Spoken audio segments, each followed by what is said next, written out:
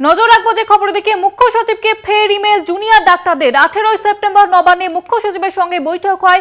আন্দোলনকারীদের দুপক্ষের আলোচনার সাপেক্ষে দ্রুত পদক্ষেপের আবেদন জানিয়ে মুখ্য সচিবকে চিঠি জুনিয়র ডাক্তারদের। আবারও জানিয়ে রাখবো, মুখ্য সচিবকে ফের চিঠি জুনিয়র ডাক্তারদের, ফের ইমেল করা হয়েছে।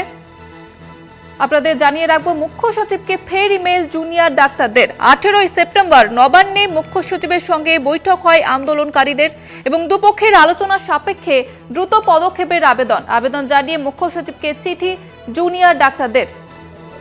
আমাদের সঙ্গে রয়েছে প্রতিনিধি সত্যসুন্দর ভট্টাচার্য। সত্যসুন্দর, কি কি দাবি করা হয়েছে এই চিঠিতে? দেখো, আজকে সকালেই জুনিয়র ডাক্তারদের তরফে একটি ইমেল মুখ্য সচিব মনোজ পন্থে পাঠানো হয়েছে এবং সেই ইমেলে নির্দিষ্টভাবে জুনিয়র ডাক্তারদের তরফে তারা উল্লেখ করেছেন যে গত 18 তারিখ নবান্নে মুখ্য সচিব, স্বরাষ্ট্র সচিব, এডিজি, আইন শৃঙ্খলা সহ প্রশাসনের শীর্ষ কর্তাদের সঙ্গে জুনিয়র ডাক্তারদের যে বৈঠক হয়, তাতে বেশ কিছু বিষয়ে তাদের নীতিগতভাবে তাদের সঙ্গে সম্মত হয়েছে ইতিমধ্যেই সরকার, এবং সরকারি তরফে ইতিমধ্যেই সেই ডাইরেক্টিভ প্রকাশ করা হয়েছে। কিন্তু বেশ কিছু দাবি কিন্তু মৌখিকভাবে সম্মত হলেও এখনো পর্যন্ত তার কার্যকরী কোনো রকম বাস্তবায়ন লক্ষ্য করা যায়নি।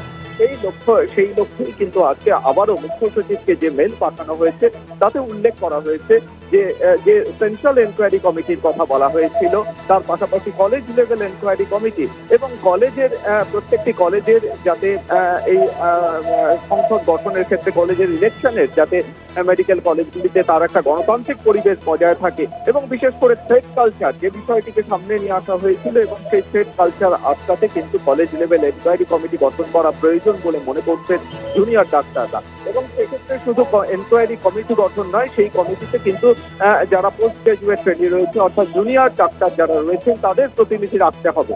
শুধু তাই নয়, ওয়েস্ট বেঙ্গল মেডিকেল কাউন্সিল এবং West Bengal health recruitment board তার যে দুর্নীতির বিষয়টি সামনে এসেছে, সেক্ষেত্রে এর বিষয়েও কিন্তু একটা এনকোয়ারি কমিটি, তদন্তকারী কমিটি গঠন করার প্রয়োজনীয়তার বিষয় মৌখিকভাবে সম্মত হয়েছিল সরকারি তরফে, কিন্তু তার বাস্তবায়ন এখনো হয়নি। এই বেশ কিছু পয়েন্ট আকারে সেই বিষয়গুলিকে উল্লেখ করা হয়েছে।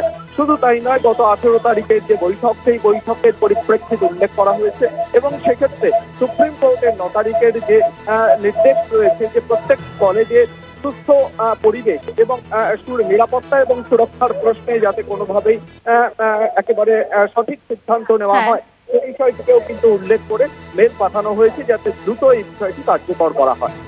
ধন্যবাদ জানাবো সত্যসুন্দর। আমাদের সঙ্গে ছিলেন প্রতিনিধি সত্যসুন্দর ভট্টাচার্য।